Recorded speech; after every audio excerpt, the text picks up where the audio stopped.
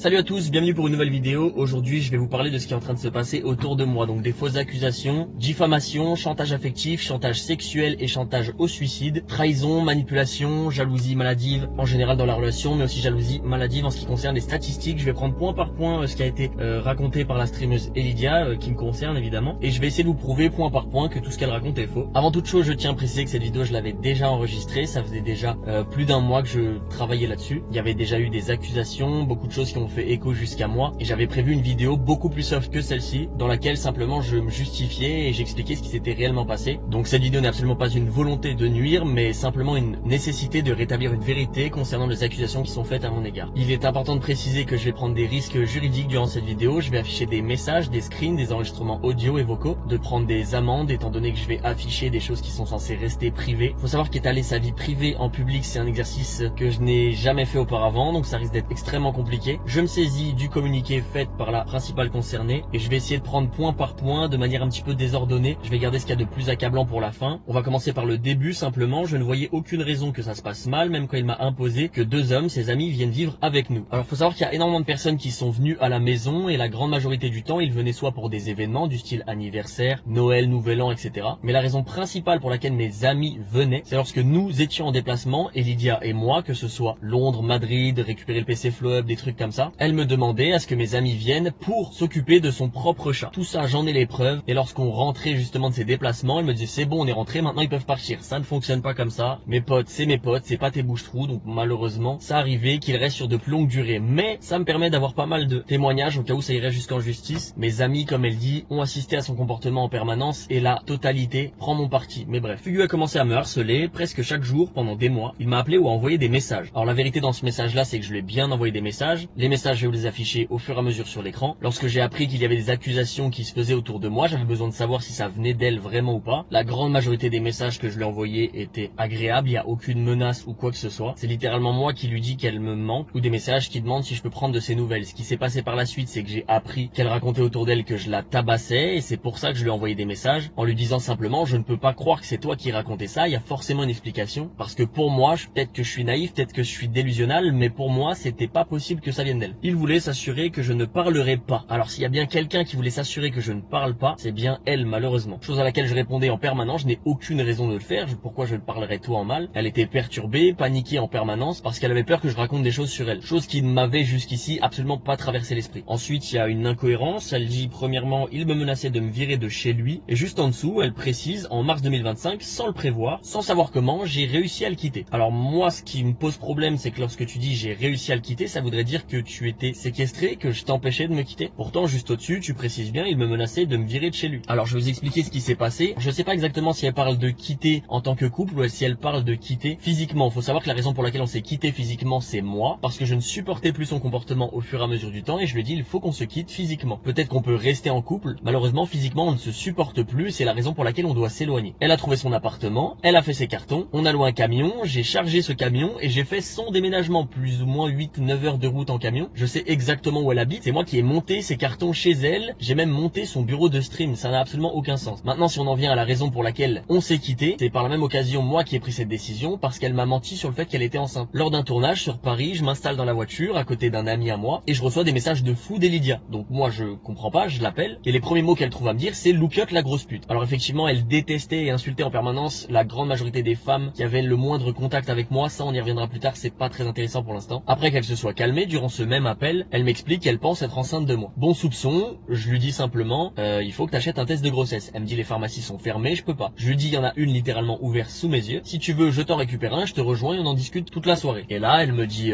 non, je suis fatigué, j'irai en chercher un demain. À ce moment-là physiquement nous n'étions plus ensemble, donc j'habitais dans le sud, elle sur Paris. Puis quelques jours après, elle m'appelle un matin et elle m'engueule au téléphone parce que j'ai oublié de lui dire bonne nuit la veille, bref pas très intéressant. Mais dans cette conversation je retourne un petit peu le truc et je lui dis d'ailleurs ce test de grossesse ça en est où? Elle m'explique qu'elle a acheté mais qu'elle ne veut pas le faire parce qu'elle a peur qu'il soit positif. Je lui dis que c'est important, il faut absolument qu'elle le fasse, c'est pas quelque chose qu'il faut prendre à la légère. J'ai l'impression qu'elle essaye d'esquiver le sujet, donc je lui demande simplement de m'envoyer une photo du test de grossesse qu'elle a soi-disant acheté. Elle esquive une première fois, une deuxième fois, elle commence à s'énerver contre moi en disant que je lui fais pas confiance. À ce moment-là, je lui mets un ultimatum, je lui dis soit tu me montres le test de grossesse que tu as acheté en photo, soit je raccroche, je te quitte et je te bloque. Voilà comment on s'est quitté officiellement. S'ensuit, Fugu ne l'a pas accepté, il a menacé de ruiner ma réputation, de briser ma carrière, puis entre guillemets guillemets, elle cite, m'emmener dans la tombe. D'après elle, elle était terrifiée, j'ai accepté sa demande de rester en bon terme par peur des représailles. Alors je vous mets le plus de screens que j'ai, en tout cas, 100% des screens, c'est elle qui mentionne le fait de ne pas parler l'un sur l'autre. Même quelques temps après que je l'ai quittée, elle est passée par un ami à moi pour que je la débloque. On a eu un appel dans lequel elle a dit qu'elle voulait ma réussite, qu'elle ne voulait pas qu'on se fasse du mal et qu'elle voulait qu'on reste en bon terme. Ce sont ses termes à elle, c'est elle qui l'écrit par message et c'est elle qui me le dit à ce moment-là en vocal. Pour le m'emmener dans la tombe qu'elle cite entre guillemets, je vous montre le message à l'écran. Est-ce que le message a l'air problématique? Je pense pas. On peut voir dans ce screen super intéressant que c'est bien elle qui parle de est-ce que t'as peur que je parle mal de toi, je sais pas quoi. Moi qui lui réponds tout à fait honnêtement qu'elle a rien à y gagner. Elle me répond d'elle-même merci pour toutes les bonnes choses que tu m'as appris. Et moi qui réponds à ça, si tu fais une bêtise, je t'emmène avec moi dans la tombe princesse. Avec un smiley qui rigole et entre parenthèses je plaisante. Je peux pas faire mieux pour dire que c'est une blague, tu vois. Si dans un contexte je lui avais dit t'es morte après qu'elle ait fait une connerie, mais pour rigoler, ça voudrait dire qu'elle aurait utilisé ça contre moi. Pour quelqu'un qui a soi-disant accepté la demande d'être en bon terme, par peur des représailles, et qui était littéralement terrifié. Personnellement, je trouve qu'il y a beaucoup d'incohérences, et je n'ai aucune idée de quelles représailles elle parle. Si elle a peur qu'il y ait des représailles, c'est qu'elle a des choses à se reprocher. Surtout que je suis la personne qui essaie de la contacter, qui essaie d'avoir une discussion avec elle, et elle refuse. En ce qui concerne son communiqué, il y a encore 2-3 points que j'ai pas abordés, je pense que c'est les plus importants, et on va y venir au fur et à mesure. Pour l'instant, l'unique chose que j'ai faite, c'est de prouver que ce qu'elle raconte est faux. De toute manière, ce que j'ai fait de mal, je vais le raconter dans la vidéo. À la fin de la vidéo, le but c'est que vous ayez absolument toute la vérité, mais il y a zéro contexte, il n'y a pas de preuves, et je trouve ça absolument tout à fait normal que les gens croient la victime, mais bon, effectivement, vu que ça me tombe dessus moi, j'aurais peut-être préféré qu'on soutienne la victime uniquement, et peut-être pas qu'on la croie à tue-tête, mais peu importe la sauce que je prends, de toute manière, ce qui est fait est fait. Avant de parler de la fameuse jalousie professionnelle brutale dont elle parle, je tiens à préciser que ça fait un petit moment que je me suis entouré d'avocats et c'est un point qui pour moi est extrêmement important et je vais vous expliquer tout simplement pourquoi. Avant ce communiqué, il y a eu d'autres accusations qui ont été faites à mon égard, des accusations encore une fois sans preuve de personnes que je ne connais pas. On m'a accusé notamment d'avoir tabassé plusieurs femmes au pluriel. Certains tweets parlent de viol, d'autres de pédophilie. On est sur des accusations qui sont extrêmement graves et c'est des choses à absolument pas prendre à la légère. Mais certains tweets ont retenu mon attention un petit peu plus que d'autres. Ce sont des tweets qui parlaient de mon ex-copine avant Elidia. Cette copine, pour les besoins de la vidéo et pour aider son anonymat au mieux que je peux, on va l'appeler M. M est une fille avec laquelle j'ai passé plus ou moins 2 ans de ma vie. Comme je vous l'ai dit, certains tweets mentionnaient M, son pseudo directement, ou bien parlaient d'une ex-copine que j'aurais pu frapper avant même Elidia. Ces accusations me paraissent étranges, et comme je vous l'ai expliqué, je suis encore dans le déni, j'arrive pas à croire qu'Elidia ait pu raconter des choses pareilles sur moi. Après les conversations qu'on a eues, je n'avais plus le contact de M, donc je demande à un ami à moi qu'on a en commun d'essayer d'aller prendre des informations sur M et savoir si c'est bien elle qui véhiculait des fausses rumeurs à mon propos. M lui explique que non, les rumeurs ne viennent pas d'elle. Elle est curieuse, elle veut savoir ce qui se passe exactement. Je lui raconte ma version des choses, littéralement ce que je suis en train de vous raconter du début à la fin. C'est littéralement la version que je lui ai donnée à ce moment-là. J'ai la réponse à ma question, c'est pas elle qui véhicule quoi que ce soit sur moi. Étant donné que j'ai pas eu 50 copines, je commence à me douter que ça vient d'Elidia. Mais j'en ai pas la preuve. Tout ce que je sais, c'est qu'il y a des répercussions de la Carmine Corp, de mon agence Prodigy Agency, plus ou moins toutes les OP avec qui je bosse, des gens qui m'unfollow, etc. Donc je me fais mon avis, mais même comme ça, j'arrive pas à y croire. À ce moment-là, M recontacte mon ami et on m'explique que finalement, Elidia avait bien contacté M quelques jours avant qu'on ait notre première conversation. Elle me confirme qu'Elidia lui a dit que je l'avais tabassé. Elle explique aussi qu'Elidia lui a demandé de témoigner contre moi au cas où je prendrais la parole. Elle lui explique aussi que la raison pour laquelle elle prend mon parti, c'est parce qu'elle a remarqué énormément d'incohérences entre le discours d'Elidia et le mien. Il faut savoir que j'ai donné ma version sans savoir qu'Elidia lui avait parlé au préalable. M, à ce moment-là, est l'unique personne qui a les 2 versions des 2 principaux concernés. Elle se rend bien compte que dans le discours d'Elidia, il y a énormément de problèmes et d'incohérences. C'est la raison pour laquelle elle a pris la décision de venir m'en parler. Voici encore une fois un récapitulatif dont elles ont parlé durant cet appel d'environ 2 heures. Faut savoir qu'en écoutant les vocaux au début, j'avais envie de vomir parce qu'on entend bien par sa voix, par les surnoms qu'elle lui donne, qu'elle essaye de la manipuler et de la monter contre moi et ça m'a tué. Je me suis dit, si par exemple M ce jour-là avait décidé de me détruire, elle aurait pu simplement dire publiquement que je l'avais tabassé et en fait je peux faire quoi? Comment je me défends face à ça? Là j'essaie tant bien que mal de prouver que c'est faux, ça risque d'être compliqué mais j'ai énormément de preuves et j'espère que ça va suffire. Parlons des incohérences par rapport à ce que Elidia a raconté à M. Dans cet appel, Elidia mentionne le fait que des hommes vivent chez moi, comme elle l'a fait dans le communiqué, donc encore une fois je peux prouver que ces personnes venaient bien pour s'occuper de son chat. Pour meilleur exemple, j'ai même Dimitri qui littéralement faisait à manger, faisait le ménage, changeait la litière et s'occupait littéralement de nourrir son chat. La maison est rangée, aspirée, linge plié. Ensuite, durant ce même vocal, Elidia trouve ça étrange que ma mère la détestait, alors que soi-disant, d'après elle, elle allait même la voir à l'hôpital. Alors évidemment, M trouve l'incohérence à partir du moment où ma mère est absolument adorable avec tout le monde, et j'ai littéralement le témoignage de mes propres parents pour prouver qu'elle n'est jamais venue voir ma mère à l'hôpital. Ça n'a aucun sens. Ma mère a frôlé la mort, et lorsqu'elle était dans le coma à l'hôpital, on m'a refusé les visites. En tout cas, mon père m'a dit de ne pas venir, et quelques jours après qu'elle se soit réveillée, c'est là où je lui ai rendu visite avec mon père, mais Elidia n'est jamais venue, et c'est là où je me dis c'est fou quand même de mentir sur absolument tout. Littéralement tous les points que j'ai pris un par un depuis le début sont des mensonges, et je trouve ça ouf de se permettre de mentir sur des trucs comme ça. Si son but c'était de se mettre M dans la poche pour la manipuler et qu'elle témoigne contre moi, j'ai bien compris ça. Alors elle lui a aussi parlé de loyer, j'avoue que je vois pas ce que ça a à faire avec la conversation. Oui, lorsqu'on a emménagé à deux, elle payait la moitié du loyer, ce qui est tout à fait normal. Par contre, pendant les 6, 7, 8 mois où on a vécu ensemble à côté de Dijon, c'était chez moi, elle vivait chez moi, je payais les courses, les transports, le loyer, l'eau, l'électricité. C'est moi qui faisais à manger, je m'occupais d'absolument tout et elle a jamais versé un seul centime. Je sais pas si j'aurai la foi pour le montage, mais si vous voulez mes quittances de loyer ou des relevés de compte, n'hésitez pas, je vous les mets en description, en commentaire, j'en sais rien. M comprend bien qu'elle est en train de se faire manipuler, elle trouve que c'est absolument pas normal pour les réelles victimes de violences conjugales. Être capable de demander à quelqu'un de témoigner, c'est quelque chose d'extrêmement grave. Je vous dis la vérité, je pense qu'elle a eu de la pitié pour moi. Moi en l'occurrence, j'avais absolument pas de preuve de ce qu'elle me racontait jusqu'ici. Évidemment que je la crois, car elle cite des choses qui se sont passées durant ma relation avec Elidia, donc je ne peux que la croire. Mais tout de même, j'aurais eu besoin de cette preuve. Et c'est là où mon ami a cette idée, et il demande à M de recontacter Elidia, et cette fois-ci d'enregistrer pour voir ses propos. C'était nécessaire pour moi, car j'avais besoin d'entendre sa voix, écouter l'émotion, essayer de comprendre le but qu'elle avait derrière la tête. Je pense honnêtement que je suis complètement con, hein, parce que même à ce moment-là, j'avais encore des doutes, et j'arrivais pas à croire que c'est possible. Tu peux pas quitter quelqu'un, dire que t'es en bon terme, le supplier en permanence, ne parle pas de mal en moi, viens on se fait la promesse, blablabla, blablabla, et après dans le dos, envoyer des rumeurs de fou sur les gens, je trouve c'est trop. Du coup, mon ami propose à M d'enregistrer Elidia. Alors en ce qui concerne ces enregistrements, il faut savoir que M appelle Elidia, et Elidia à ce moment-là est en compagnie de Soriane, que l'enregistrement vocal dure un peu plus d'une heure, et dans cet enregistrement vocal, Soriane précise que même elle a envie de dire que je l'ai frappé. Ah ouais? Mais déjà moi-même qui n'est pas son ex, j'ai envie de dire qu'il m'a frappé déjà, de base. Mais oui, je vois. Même moi, des fois, j'ai envie de faire des trucs, j'ai envie de dire, mais il m'a frappé aussi, il se passe pas, il y a quoi? Soriane lui explique même comment passer une rumeur, en modifiant certains mots, certains propos, et durant toute cette conversation, Elidia est juste à côté, et elle acquiesce bêtement ce que raconte Soriane. Je me dis, en vrai, est-ce que si je mens et je dis aux gens, ouais, il m'a frappé, est-ce que tu penses qu'en vrai, ça pourrait crédibiliser le truc? Je dirais qu'en fait, ouais, il m'a tapé, je suis sûr qu'il a aussi fait à son autre copine, tu vois, genre un truc comme ça, tu vois. Je dis pas qu'il t'a frappé. Si tu veux, en fait, le truc, c'est que là, ce que tu nous dis, c'est que ça peut faire en sorte que de mettre un terme à l'histoire. Il est cancel à vie sans mettre en danger Célia, tu vois. Joue avec les mots, il dit pas qu'il t'a frappé, tu dis qu'il a été violent physiquement avec toi, mais que tu crois qu'il a frappé aussi son ex, tu vois. Je suis désolé, j'ai pas entendu la fin. En gros, bah attends, répète. J'ai dit, peut-être que ça passe si tu réponds, il a été violent psychologiquement avec moi, mais je pense que celle d'après, il l'a effectivement frappé, quoi. Mais ouais. Ok. Au pire, tu meurs. Comment? Elle a dit au pire qu'il meurt. Ah ben. Ah, vraiment.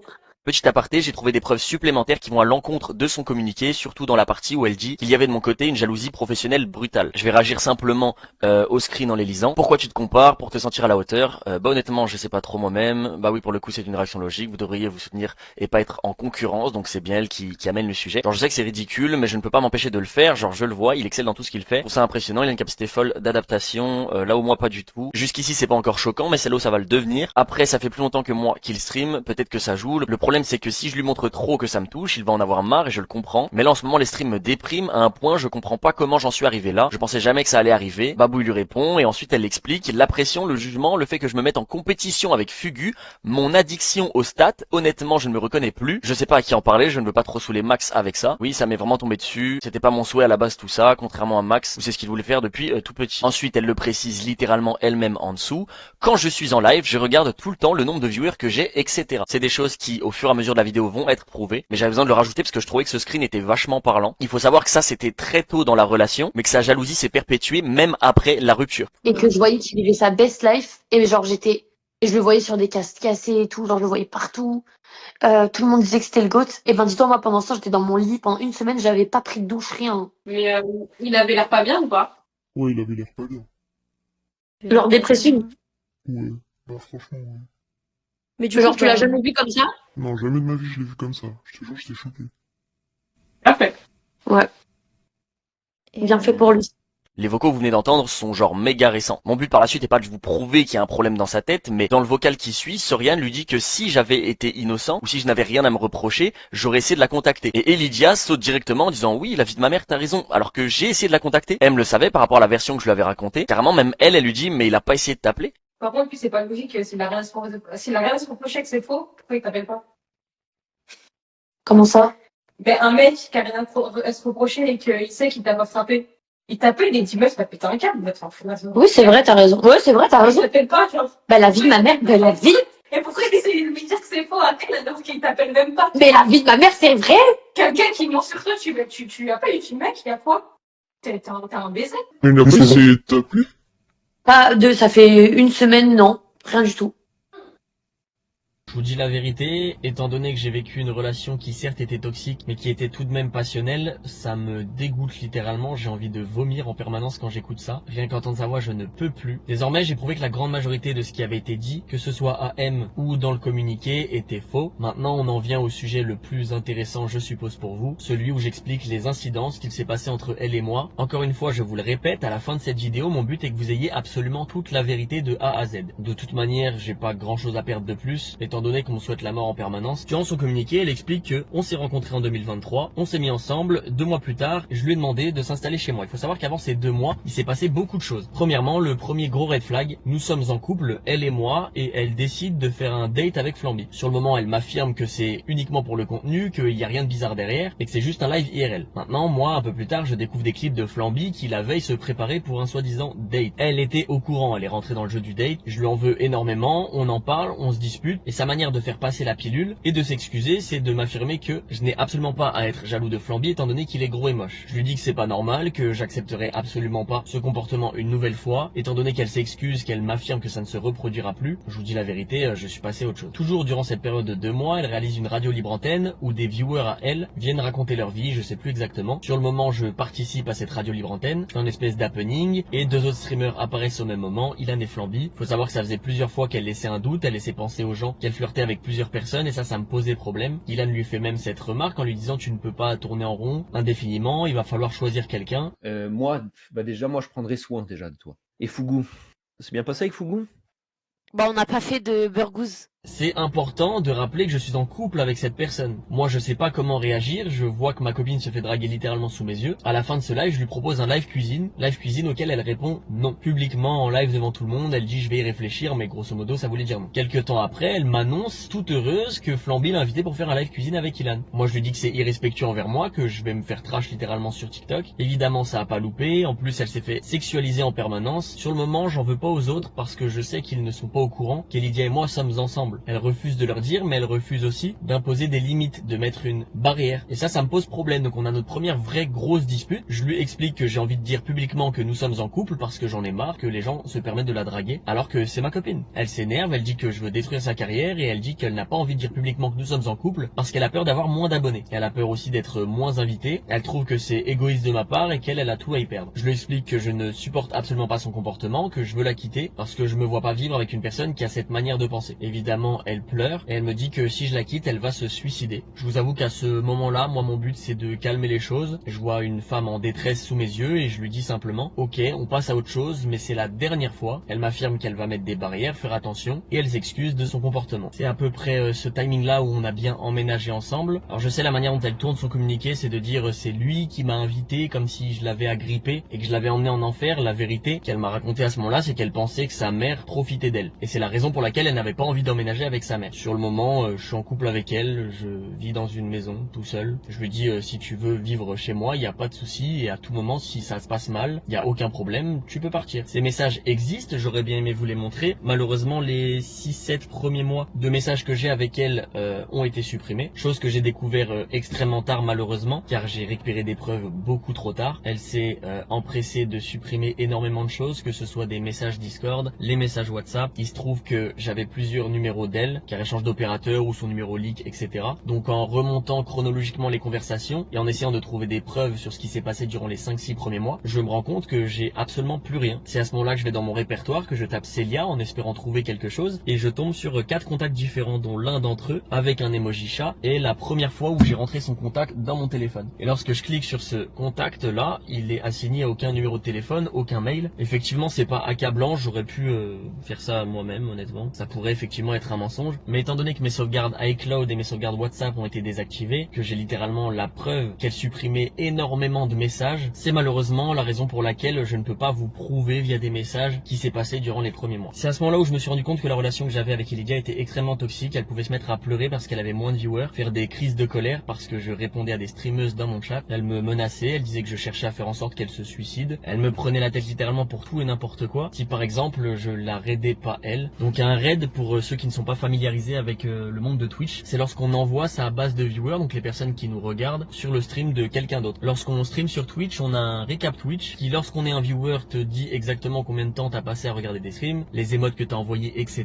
Mais lorsqu'on est un streamer, il te donne des informations différentes, notamment le nombre de raids que t'as envoyé à quelqu'un et le nombre de raids que t'as reçu. On était à 77 raids contre 4. Là, vous allez vous dire, c'est pas accablant, pourquoi tu parles de ça? Ça n'a rien à voir avec l'histoire principale. Je vous rappelle que dans son communiqué, elle mentionne de la jalousie professionnelle brutale. Moi, de mon côté, mon but reste le même, c'est de prendre point par point et d'aller jusqu'au bout et de vous prouver que ce qu'elle raconte est faux. Lorsque Kotei m'a contacté pour cast les GC, c'est moi qui lui ai demandé ce que je pouvais cast avec quelqu'un d'autre. J'ai donné cette opportunité à Elidia. Comment on peut parler de jalousie professionnelle lorsque je lui envoie des raids littéralement tous les soirs, je lui envoie des tonnes de subs, je la mets sur les casts des GC. Il y a des choses dont on ne parle pas forcément, mais j'ai réalisé certains de ses montages TikTok. Je lui ai trouvé son mini maker à qui je faisais moi-même les schémas. J'ai littéralement 50 000 screens de messages qui prouvent que je l'ai soutenu de A à Z. Et ce qu'il y a d'extrêmement grave et de bien plus accablant, c'est notamment ce qu'il s'est passé à Madrid. Je suis invité par Riot Games pour cast les VCT de Valorant en Espagne. Je n'ai pas seulement les droits sur la watch party, mais aussi sur le show match qui se déroule sur scène. Si je dis pas de bêtises, c'est 4 jours de cast. Le 3e jour, c'est le show match, donc la veille de la finale. Au début, je suis invité, mais pas elle, donc j'envoie un message à mon agent et je lui demande est-ce que Elidia va être invitée. Elle est extrêmement jalouse. Elle comprend pas pourquoi c'est moi qui ai invité alors qu'elle stream du Valorant depuis plus longtemps. Je lui explique que c'est sûrement parce qu'elle a dû faire des streams IRL récemment avec d'autres personnes qui n'ont rien à voir avec Valorant, que je poste notamment du Valorant sur YouTube et sur TikTok quasiment tous les jours. Je lui explique que de toute manière, si elle n'est pas invitée, je n'irai pas et ils seront forcés de l'inviter. Finalement, elle est bien invitée, on se retrouve elle et moi pour aller cast les VCT de Madrid. Je rappelle encore une fois, c'est mon cast. On parle toujours de jalousie professionnelle brutale, pourtant je la mets en évidence sur tous les casts, du premier jusqu'au dernier, jusqu'à la dernière seconde. Je l'ai invité, je l'ai mise en avant en lui disant on va faire tous les casts toi et moi. Je précise que durant ce voyage, on a eu un +1 qui était mon monteur YouTube qui était censé record une vidéo pour le vlog qui n'est jamais sorti dû au comportement exécrable d'Elidia en permanence. C'est là où ça a été extrêmement dur. Mon monteur en a été témoin. Elle faisait notamment du chantage affectif en me demandant de lui laisser les casts sur sa chaîne Twitch à elle. Étant donné que le premier jour avait fait à peu près 10, 15, 20 000 viewers, le soir même elle m'a fait une crise, elle m'a dit que c'était injuste et elle m'a fait du chantage affectif sous les yeux de mon monteur qui nous avait accompagnés à ce moment-là. Deuxième jour, encore une fois, d'énormes statistiques. Malheureusement, ce qui aurait dû être probablement les plus beaux jours de ma vie se sont transformés en quelque chose d'extrêmement désagréable quand le soir de la veille avant le show match, elle a décidé de transformer ce chantage affectif en chantage sexuel. Évidemment, c'est quelque chose d'extrêmement difficile à prouver, mais je vais essayer de vous le prouver. Premièrement, avec un screen de message dans lequel je le mentionne. Je pense que ça n'a aucun sens de mentionner ça dans une conversation sans aucun contexte. C'est quelque chose qu'elle avait l'habitude de faire. Et ce soir-là, je lui ai bien fait comprendre quelque chose, c'est que le problème, c'était pas qu'elle veuille récupérer les casts ou quoi que ce soit, c'était de vouloir utiliser son corps pour justement arriver à ses fins. Et je trouvais ça extrêmement déplacé. Je le dis à plusieurs fois non, que j'étais pas d'accord avec ça. Moi, je suis pour soutenir les victimes, pour les soutenir à parler et dire la vérité. Sachez que pour un garçon, c'est extrêmement honteux de raconter toutes ces choses, donc je vais pas mentionner un viol pour autant ou quoi que ce soit. Je préfère simplement vous dire la vérité, ce qu'il s'est passé, et je vous laisserai vous-même faire votre propre avis. Si vous avez bien suivi le déroulé de l'histoire et que vous étiez là le jour J, le cast à Madrid a bien eu lieu sur la chaîne d'Elidia. Je suis allé moi-même demander à Kael, la personne qui bosse avec Riot Games, est-ce que c'était possible, étant donné que je faisais le show match sur scène, de mettre le cast sur la chaîne d'Elidia. Je me suis servi de ça comme excuse. Kael m'a dit qu'il allait voir avec Riot, puis il est revenu en me précisant que c'était ok. Je suis allé l'annoncer à Elidia et elle a bien eu le cast sur sa chaîne. Peut-être que pour certaines personnes c'est pas accablant et c'est pas suffisant, mais mettez-vous à ma place 5 minutes, c'est le show match dans lequel je joue, c'est une opportunité de fou de faire des statistiques de malade, on parle de 20, 25, 30 000 viewers, et j'aurais de ma propre volonté décidé de donner le cast à Elidia sans aucune raison derrière. J'ai absolument pas besoin de m'étaler plus longtemps que ça sur le sujet. Ce qui s'est passé le dernier jour, c'est que j'ai lancé le cast sur ma chaîne, elle m'a dit qu'elle ne participerait pas si je ne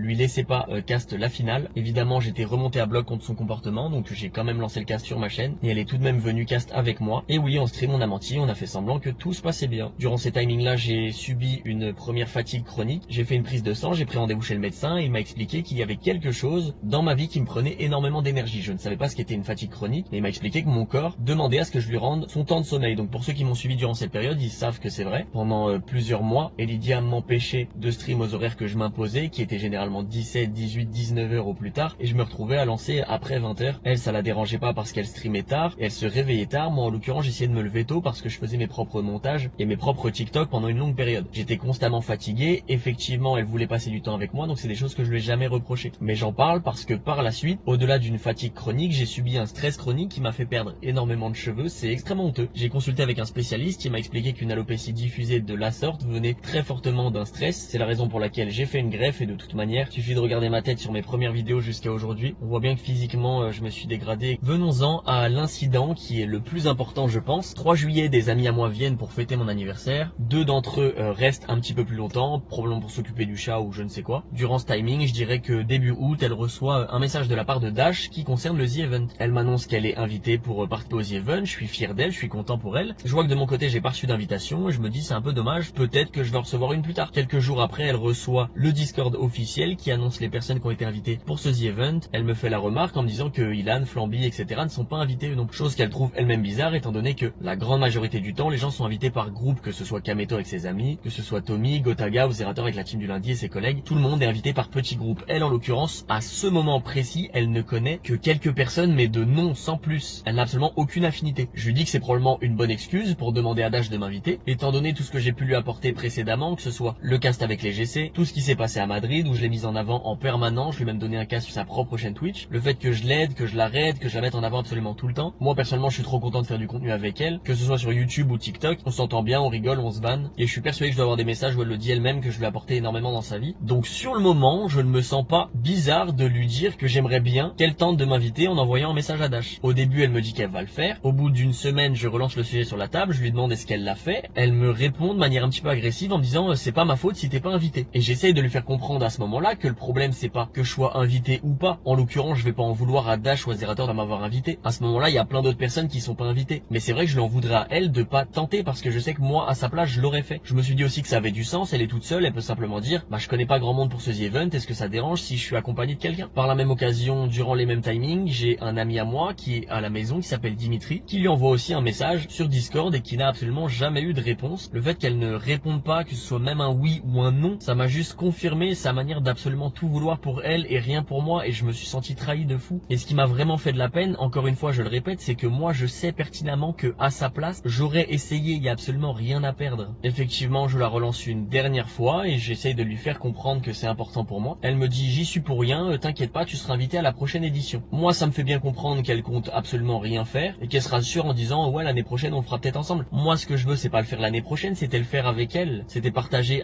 une opportunité, un moment humain, trouver des donation goals qu'on aurait pu faire en duo, lever des fonds pour des assos, c'est quelque chose qui me touche et que j'ai déjà fait à multiples reprises. Commence à me faire à l'idée, je me dis que bah finalement je ne serai pas invité cette année et puis c'est tout. L'annonce des invités officiels est faite, les streamers qui sont invités lancent leur stream pour réaliser leur donation goal et Lydia fait ses donation goals probablement en live à ce moment-là. Elle vient me voir et vient m'annoncer ses donation goals. Je lis ses donation goals et je me rends compte qu'elle invite une personne qui n'est pas invitée directement par le The Event. Elle peut se permettre d'inviter des gens via ses donation goals. Sur le moment, je me dis cool, une deuxième opportunité de m'inviter, va-t-elle la saisir? Je lis peu à peu tous les donation goals, je me rends compte qu'il n'y en a absolument aucun dans lequel je suis et je me rends compte qu'il y a un donation goal qui est super intéressant d'ailleurs, c'est 2 Immortals contre 5 Iron. Pour les personnes qui ne sont pas trop familiers avec le jeu Valorant, 2 Immortals c'est 2 personnes de haut niveau contre 5 Iron, 5 personnes qui sont de faible niveau. Le but c'est de faire un concept un petit peu drôle. À ce moment-là, en joueur immortal, qui d'autre que moi, j'ai les plus gros stats françaises Valorant et par-dessus tout je suis son copain, c'est une évidence pour moi. Après tout ce que je fais pour elle, effectivement elle m'a rajouté plus tard, mais le moment où on en parle, quel Immortal tu vas inviter? Elle me dit je sais pas, j'y ai pas encore pensé. Moi sur le moment je boue, je me dis en fait j'ai compris. Depuis le début de notre relation, elle me manipule finalement. Elle souffle et elle ferme la porte. Pour ceux qui se rappellent à l'époque, j'étais dans une pièce de streaming où il y avait un grand miroir à l'arrière. À ce moment-là, elle se dirige dans la pièce, elle s'assoit sur le carrelage en face du miroir, elle était en train de se lisser les cheveux. Moi je décide d'aller la voir en me disant je vais lui mettre un ultimatum pour bien comprendre ses intentions. Je rentre dans la pièce et je lui dis écoute, je vais lancer un live et je vais absolument dire toute la vérité. Je vais dire qu'on est en couple, ensemble et je vais expliquer explicitement ce que tu es en train de me faire subir depuis plusieurs mois. Je m'attendais à deux réactions différentes. La première, c'est qu'elle soit ok avec cette idée, auquel cas ça voudrait dire qu'elle ne se rend pas compte de tout le mal qu'elle est en train de me faire. Et en vrai de vrai, moi ça m'aurait rassuré quelque part. Mais la deuxième réaction, c'est qu'elle s'énerve, auquel cas ça prouverait ce que je suis en train de dire. Que depuis plusieurs mois, elle me fait du mal volontairement et que les gens vont le comprendre et vont lui en vouloir. La réaction qu'elle a eue à ce moment-là a créé l'incident qui va suivre. Elle pose son lisseur, elle se lève, elle se précipite vers moi, elle commence à me frapper au niveau du torse et des épaules. Je mets mes mains pour me protéger en avant. À ce moment-là, elle hurle en disant tu veux détruire ma carrière, tu veux détruire ma vie. Moi je la repousse avec mes mains parce que je suis en panique et tout ça se passe sous les yeux de Dimitri, la personne qui vit avec nous à ce moment-là. Elle part en courant dans sa pièce de stream, elle claque la porte et je commence à l'entendre frapper. Donc forcément je la suis, j'ouvre la porte et je me rends compte qu'elle est en train de tabasser littéralement les vitres avec ses deux poings. Le moment où je rentre dans cette pièce, moi je suis encore énervé, donc je lui dis tu vois, si tu réagis comme ça c'est que j'ai raison quelque part. Toute cette situation se passe toujours sous les yeux de Dimitri qui derrière essaye de nous calmer, mais moi je suis dans le feu de l'action, je ne sais pas exactement ce qui se passe. Je suis énervé contre elle, mais je me rends compte qu'elle tabasse littéralement la vitre et elle hurle des choses folles, comme tu veux me pousser au suicide, tu veux détruire ma carrière, maman je vais me suicider, mais des trucs de fou. Moi sur le moment je suis complètement paniqué, je commence à la rassurer, je me rapproche d'elle parce que ça fait à peu près une dizaine de secondes qu'elle est en train de tabasser la vitre. Commence à avoir peur, je lui demande de se calmer, je lui explique que c'était pour voir ses réactions et que je vais absolument pas faire ça. J'essaye de mettre mes mains sur ses bras en lui disant calme-toi, et sur le moment c'est là où il y a eu un incident, c'est là où j'ai fait une erreur, chose que je reconnais. Je n'ai pas su comment réagir face à cette situation, elle était dos à moi et je lui ai mis une claque à l'arrière de la tête. Instantanément après ça je me suis mise à genoux et j'ai pleuré, je me suis excusé. Évidemment en premier lieu je ne minimise absolument pas ce que j'ai fait, je sais que c'est un mauvais geste et je n'ai pas besoin que toute la terre me le dise, je suis au courant déjà, c'est la raison pour laquelle je me suis mis à pleurer et que je me suis excusé. En ce qui concerne la crise de colère qu'elle a fait sur ce moment-là, c'est quelque chose qu'elle avait l'habitude de faire à nombreuses reprises. Vers la fin de notre relation, j'ai décidé de la prendre en vidéo durant l'une d'elles. Cette vidéo, je me la suis envoyée à moi-même sur Instagram et comme je vous l'ai expliqué au préalable, elle avait l'habitude de fouiller dans mon téléphone et de supprimer des choses. Cette vidéo, elle l'a bien supprimée de mon téléphone. J'ai évidemment la copie, heureusement. Évidemment, je n'ai absolument pas envie de vous mettre ça à l'écran parce que c'est une horreur. Honnêtement, c'est presque autant accablant pour moi. Les gens vont dire mais comment t'as pu sortir avec un démon pareil? Alors pour vous prouver que cette vidéo existe bien, en fait, on va simplement demander à Elidia de le confirmer à ma place. Et en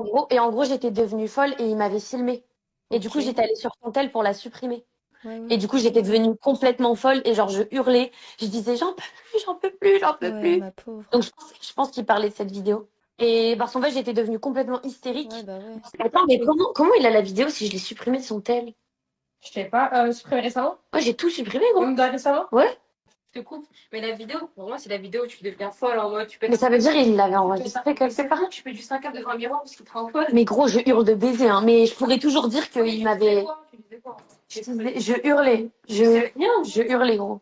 Les messages où je précise littéralement tout ce qui s'est passé à ce moment-là existent bien. Et Lydia, si tu peux toi-même poster ces messages, lorsqu'on en a parlé la première fois, donc probablement le lendemain ou le soir même, c'est bien un message dans lequel je précise, je ne t'ai pas frappé, je t'ai mis une claque parce que tu étais, désolé du terme, je sais que c'est pas approprié, que ça peut paraître bizarre pour certaines personnes, mais hystérique c'est le mot probablement que j'ai utilisé. Je lui dis que j'avais peur qu'elle casse la vitre, qu'elle se fasse mal, et j'ai même précisé que je suis tombé à genoux et que je me suis mis à pleurer. On est sur un message qui date d'un bon moment, mais je suis persuadé que j'ai raconté plus ou moins tout ça dans ce message. Je n'ai absolument pas peur que ce message soit mis en évidence, au moins ça pourrait notamment prouver que ce que je dis n'est pas inventé. Maintenant, deuxième point qui est important, j'ai un témoin sur le moment. Certes, ce témoin c'est un ami à moi, mais je peux prouver aussi via des screens que lorsqu'on avait des disputes entre Elidia et moi, Dimitri et Elidia passaient du temps même au téléphone pour discuter, essayer de la calmer. C'était son confident. Et Dimitri, c'est une personne qui a 30 ans. Est-ce que vous pensez sincèrement que si j'avais tabassé Elidia ce jour-là, Dimitri n'aurait absolument pas réagi? N'importe quel être humain, que ce soit mon ami ou pas, en voyant une femme se faire tabasser, aurait réagi. Ce jour-là, il y avait aussi Thomas qui était dans la cuisine. Lorsqu'il a entendu la dispute, il a totalement esquivé, il est parti sur la terrasse et il a notamment entendu Lydia qui frappait contre la vitre. Thomas est prêt à témoigner pour moi, j'aurais pu lui demander de mentir par rapport à ce qu'il s'est passé pour appuyer mes propos, mais personnellement, je me sens extrêmement bien à l'idée d'être honnête et de dire littéralement la vérité. La question que vous vous posez, c'est pour quelle raison tout ce qui arrive en ce moment sort seulement maintenant, alors que ce qu'il s'est passé date de début septembre 2024. Après ce premier incident, on a décidé d'emménager ensemble et lorsque nous sommes arrivés dans le sud, dans une nouvelle maison, les disputes sont devenues bien plus récurrentes et toxiques qu'elles ne l'étaient déjà à l'origine. Je vais essayer de vous contextualiser certaines d'entre elles, histoire que vous puissiez vous situer. Moi, mon but, c'est que vous puissiez vous mettre à ma place dans la relation et peut-être vous demander comment vous auriez réagi. Et je suis persuadé que tout le monde aurait mieux réagi que moi. Absolument tout le monde a la science infuse et le tribunal de Twitter m'accable et veut me faire passer pour une horrible personne. Et je le conçois, à partir du moment où on croit la victime, encore une fois, j'en veux absolument personne. Par exemple, vu que ça n'allait pas très bien dans notre relation, notamment il y a eu beaucoup de voyages, que ce soit au ski, dans lequel elle. Elle ne voulait pas que je vlog parce que c'était son vlog à elle. On a eu des disputes à Londres pour un live littéralement. Elle a notamment été invitée à Berlin pour cast la finale de Valorant des Game Changers. À ce moment-là, une personne qui s'occupe de l'OBS et de l'audio ou de gérer justement les problèmes lorsqu'on en rencontre vient et s'adresse à Elidia, moi et Lakers, notre streamer qui était présent à ce moment-là, et demande si par hasard on voulait mettre plusieurs clés de stream, donc qui aurait permis de stream sur différentes chaînes justement cette finale. Elidia répond non instantanément. Sur le moment, je trouve ça dommage parce que si elle m'avait demandé ou si elle avait ne serait-ce que tourné le regard, que ce soit du côté de Lakers ou du mien, je l'aurais bien évidemment dit non, c'est son moment, c'est son kiff. Mais le fait qu'elle me propose pas, par rapport à ce qui s'est passé à Madrid, je trouve que c'est quelque chose de problématique. Ça prouve encore une fois qu'elle veut absolument tout pour elle et rien pour moi. Et on parlait de base de jalousie professionnelle brutale. Durant le premier incident, ce qui s'est passé n'était pas dû à une jalousie du fait qu'elle soit invitée et pas moi. Ce qui s'est passé était dû à une situation spécifique. Et je rappelle que je me suis fait frapper avant. La différence, c'est que je suis un homme et que c'est une femme. Si en face ça avait été un homme, j'aurais subi des séquelles. Maintenant, ma voix a beaucoup moins d'impact que celle d'une femme et je le conçois malheureusement. En plus du fait qu'elle ne voulait pas partager le cast à Berlin, pensait littéralement que je la trompais à Berlin dans ma chambre d'hôtel. Elle m'avait accusé notamment de l'avoir trompée avec Lens. Je rappelle qu'elle a mon mot de passe de téléphone et qu'elle fouille absolument toutes les nuits. Et elle avait mis son Face ID dans mon téléphone. Je ne savais même pas que c'était possible. À une époque, un tweet avait été fait qui demandait quel genre de maillot e-sport on pouvait porter en public et que ça fasse pas trop geek. Glens avait répondu en mettant une photo de moi et Elidia a tiré des conclusions hâtives en disant que je l'avais trompé avec Glens. L'unique moment où j'avais rencontré Glens, c'était lors d'un shooting. Dans ce shooting, il y a plusieurs personnes, Nello, Emash, Maxime, son propre photographe, Younes, un ami à moi, et Loupiot. Il y a peut-être d'autres personnes, mais je les ai pas en tête. L'unique personne qui à ce moment-là savait que Elidia et moi étions en couple, c'était Loupiot. Donc à ce moment-là, je lui ai envoyé des vocaux.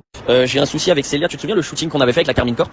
Depuis il y a Glens, qui est la joueuse, la blonde avec qui t'as dû parler je suppose, qui tweet pas mal sur moi, et là en l'occurrence récemment encore un tweet, je sais pas si tu l'avais passé sur Twitter, mais du coup Célia me reproche, vas-y, à plus, ciao, excuse-moi, et du coup Célia est persuadée qu'il s'est passé quelque chose avec Glens sur le shooting, alors que je lui assure que je ne lui ai même pas parlé, honnêtement je te dis la vérité, tu étais là et tu pourras lui affirmer, je ne lui ai pas parlé du tout, je lui dis bonjour à l'aller et au revoir, et c'est tout quoi. Et là, elle se monte la tête, elle m'a appelé en disant que c'était fini, etc. Et moi, ça me brise le cœur. Je suis amoureuse. Je sais pas sur qui compter pour m'aider malheureusement. J'ai mon pote qui était là sur place l'autre fois. Il a pu lui expliquer qu'il s'était rien passé, mais elle peut pas lui faire confiance parce que c'est mon pote. Du coup, j'ai besoin de quelqu'un pour me sauver. Si tu peux, je suis vraiment désolé de te demander ça, mais si tu peux juste soit lui envoyer un petit message, soit l'appeler, soit lui expliquer parce qu'elle veut pas me croire moi et je sais pas comment faire honnêtement. Je suis vraiment désolé de te demander ça, ça peut paraître absurde et tout, j'espère que tu comprendras, mais je sais pas pourquoi elle est persuadée que depuis ce jour-là, il se passe quelque chose entre Glens et moi, et je ne lui parle pas, je ne la mentionne pas, j'ai répondu une fois à un tweet où elle avait parlé de moi, c'est tout, genre mais rien de spécial, rien de bizarre, tu vois.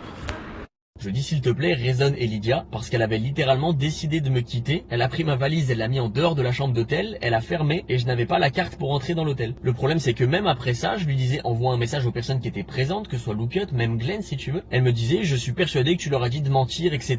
ou que t'as des choses à cacher. Encore une fois, c'est un problème dans lequel on m'accuse où il n'y a aucune preuve. Je suis totalement innocent. Je n'ai absolument jamais eu de contact avec Lens, à part pour lui dire bonjour. Et à la fin de ce KCX dans lequel j'avais participé, je l'ai croisée dans des couloirs plus tard. Elle était venue s'excuser dans mes DM et je lui avais pas répondu parce que Elidia voulait pas que je lui réponde. Moi ça m'a fait de la peine quand je l'ai croisée, je suis venu m'excuser et je lui ai dit bah désolé, je suis en couple avec Elidia, elle a mal pris le tweet où tu mets une photo de moi. Il me semble que Glens à ce moment-là me disait que elle avait pas envie de mettre une photo d'elle parce que ça faisait narcissique ou un truc dans le genre, mais peu importe. Durant une autre des nombreuses disputes qu'elle avait l'habitude de faire, étant donné que moi j'avais besoin de respirer et de prendre du recul sur les situations lorsque elle avait fait une connerie et que je l'en voulais, sauf que lorsque j'essayais de m'échapper, elle prenait mes clés de voiture et mes clés de maison, elle les cachait, elle se mettait en face de moi et tendait les bras pour m'empêcher de passer, elle me bloquait, elle m'agrippait, elle me courait même après, et j'ai des témoignages de ça qui se sont passés à Dijon un peu plus tôt, mais c'est quelque chose qu'elle faisait régulièrement. À cette époque, en plus d'une maison qu'on louait, on avait un petit appart en Airbnb qui était juste au-dessus. Airbnb dans lequel j'ai streamé pendant une période. Pendant cette dispute, j'essayais d'aller m'enfermer dans ma pièce, et le problème c'est qu'elle passait ses mains et son corps entre la porte et le mur pour empêcher que je ferme la porte. Passer 10-15 minutes à essayer de lui mettre des feintes, elle me courait après, etc. C'est ridicule,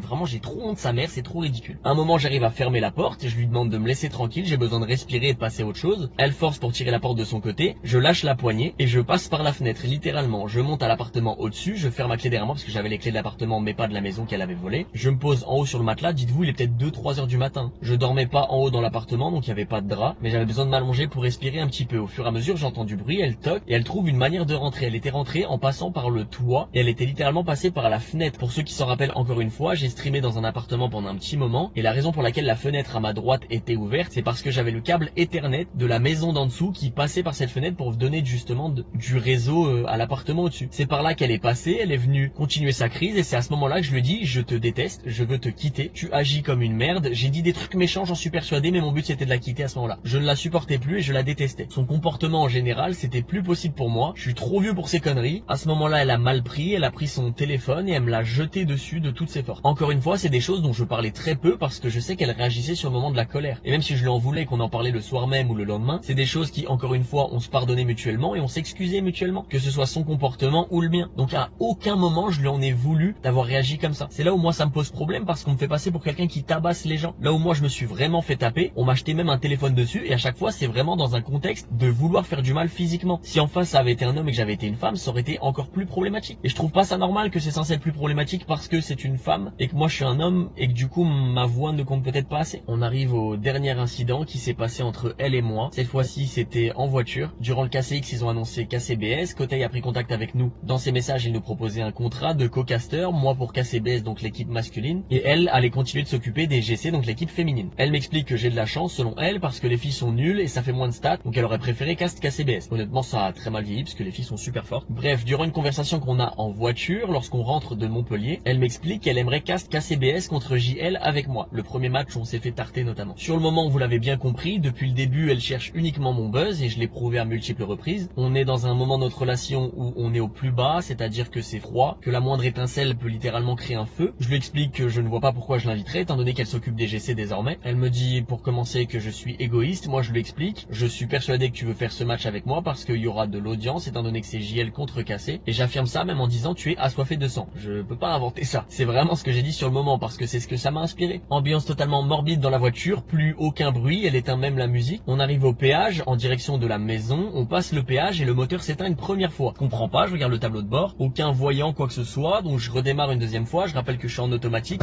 c'est un start and stop, c'est littéralement cette voiture. Je commence à avancer pour m'extirper parce que des voitures commencent à s'accumuler derrière moi, je les vois dans mon rétroviseur. La voiture s'arrête une deuxième fois, là je commence à me poser des questions, je la regarde, je lui dis bah mince, qu'est-ce qui se passe? J'essaye de me référer à elle, peut-être qu'elle a une idée, et je redémarre une troisième fois et je la vois avec sa main venir pour essayer d'éteindre la voiture une troisième fois. Donc à ce moment-là j'attrape son poignet, je lui dis qu'est-ce que tu fais? Pourquoi tu fais ça? Elle force, elle me dit je veux qu'on s'explique, elle vient pour appuyer avec sa deuxième main. À ce moment-là j'essaie d'attraper ses deux mains et je la bloque avec mon bras. La voiture est redémarrée, je commence à braquer sur la droite il y a une aire de repos, c'est littéralement là où j'ai enregistré ma vidéo, où j'explique pourquoi je me suis fait ban pendant un mois, sauf que je suis en train de traverser littéralement toutes les voitures qui sortent du péage, notamment ceux qui ont justement le télépéage, et qui passent, même si c'est pas une vitesse ahurissante, ça doit être du 30 km. Moi je vous dis la vérité, on est dans une situation de danger. Je continue à braquer, mais imaginez la situation, j'essaie de regarder dans les rétros, vérifier ce qui se passe autour de moi, je la maintiens en plus avec mon bras, elle qui force et qui se débat, et en même temps je braque et j'essaie de me diriger vers l'aire de repos. Encore une fois à ce moment-là, elle a une super idée brillante comme d'habitude, elle décide d'ouvrir la porte et d'essayer de sortir par la porte. Sur l'autoroute, enfin littéralement à la sortie du péage, donc toutes les voitures sont en train de sortir, moi je suis en panique totale, donc je l'attrape, je la tire vers moi, je lui dis tu te fous de ma gueule, et avec ma main je fais un geste comme ça, où je pense que je lui ai mis une claque honnêtement, j'arrive à m'extirper jusqu'à l'aire de repos, à ce moment-là je la lâche, elle prend la fuite littéralement, elle court, elle va se cacher derrière un arbre,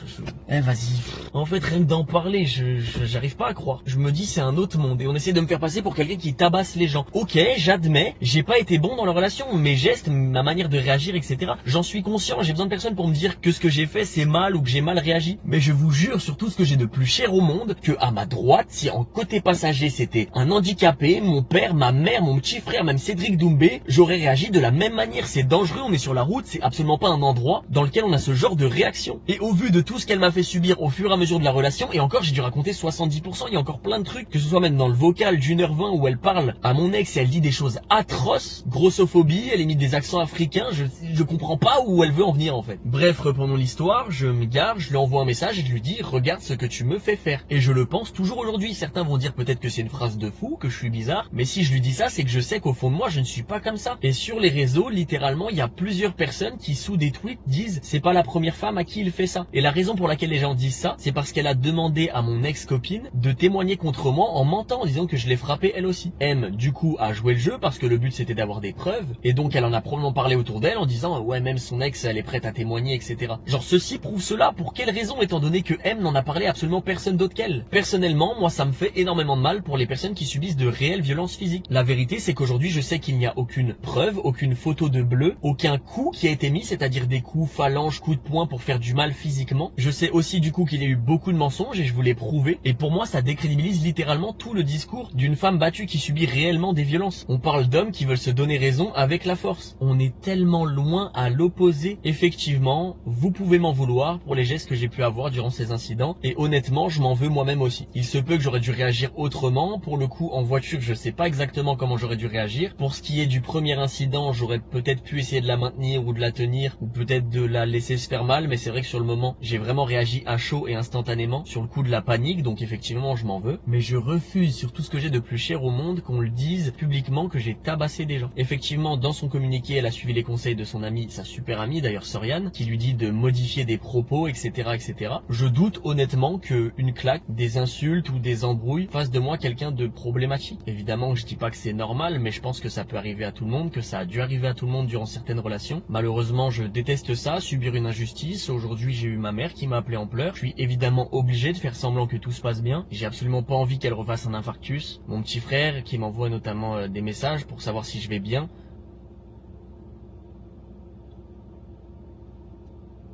Franchement, je vous dis la vérité, j'étais plein de haine, j'avais pas envie de pleurer, je sens que les larmes montent parce que je parle de mon petit frère et que ça me touche énormément. Non, ne pleure pas, on va dire que t'es une salope, on va dire que tu fais comme Pierre Chabrier. Je pleure pas, mes yeux transpirent uniquement.